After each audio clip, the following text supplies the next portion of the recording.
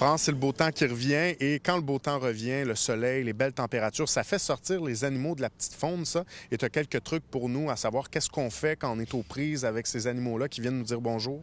Oui, tout à fait. Donc, si on ne veut pas être pris avec ces animaux-là tout l'été, eh bien, il faut tout de suite, dès le printemps, prendre les mesures nécessaires pour les relocaliser si ils sont déjà chez nous ou prévenir leur présence. Donc, il y a seulement deux raisons pour lesquelles ces animaux-là vont rester chez nous. Et ça, en fait, c'est qu'ils vont se nourrir chez nous ou bien ils vont se loger chez nous. Alors, la première chose à faire au printemps, c'est vraiment de faire le tour de son terrain et la règle du un pied demeure. Donc, partout où l'animal peut s'y glisser, il faut s'assurer qu'il n'y a pas de petits trous. Et puis, sinon, il faut justement aller creuser et installer une espèce de grillage, un grillage à poules, par exemple, ferait l'affaire, jusqu'à un pied dans le sol, tout le tour de nos remises ou de nos balcons.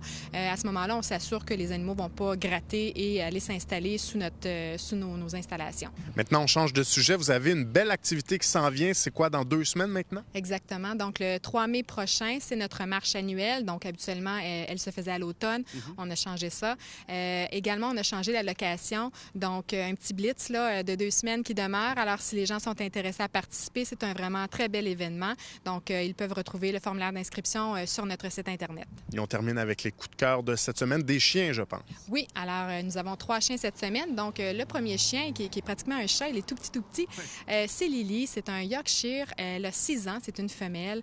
En fait, Lily, pourquoi on la présente? C'est parce qu'on a besoin de l'aide de la population pour ramasser des fonds. Lily a des problèmes importants au niveau de sa dentition, malgré son jeune âge, parce qu'un petit chien comme ça peut quand même vivre au moins un bon 16-17 ans. Alors, 6 ans, c'est pas un problème pour elle. Et puis, les problèmes dentaires là, coûtent environ 800 à 1000 $ là, pour lui donner ces soins-là. Alors, s'il y a des gens qui sont intéressés de nous aider, de donner des dons pour Lily, eh bien, simplement le faire également à travers notre site Internet. Lily est déjà placée en famille d'accueil d'ici à ce qu'on puisse récolter les fonds nécessaires là, pour lui fournir ses soins. Et les 2 autres chiens, ce sont des frères. D'environ 2-3 ans. C'est des chiens qui ont été saisis il y a déjà quelques semaines de ça. Et quand ils sont arrivés, ils étaient tellement craintifs qu'on avait vraiment de la difficulté à même à les nourrir et à les approcher. Et les bénévoles et les employés ont travaillé très, très fort avec Timide et Beethoven. Et puis maintenant, on est à l'aise de pouvoir les laisser partir en famille d'accueil le temps que les procédures judiciaires là, se terminent. Alors, si encore là, il y a des gens qui sont intéressés, il y a des petites conditions particulières, évidemment, vu que ce sont des chiens qui sont un petit peu nerveux, mais on pourra renseigner les gens intéressés là, lorsqu'ils nous appelleront. Merci beaucoup, France. Ça m'a fait plaisir. Merci.